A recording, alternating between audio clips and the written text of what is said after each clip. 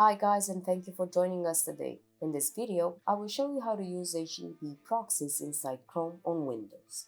First, go to your proxies by clicking Dedicated or Shared under HTTP Proxies.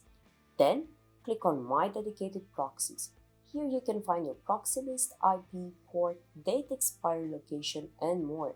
In the right sidebar, you will find your proxy credentials, user and password, and authentication IPs. If you want to use proxy just for Chrome, you can use authentication through user and password.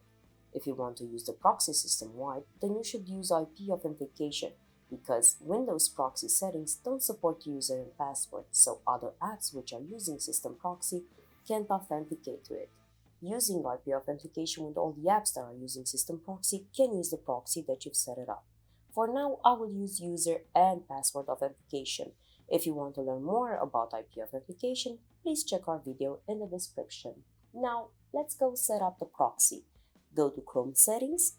In the left sidebar, select System and click on Open your computer's proxy settings. I am using Windows 11. On Windows 10, it should be the same. And Manual Proxy Setup, click on Set Up.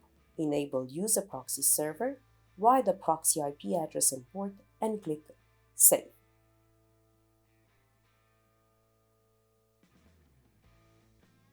Now, you can go and browse and check your IP.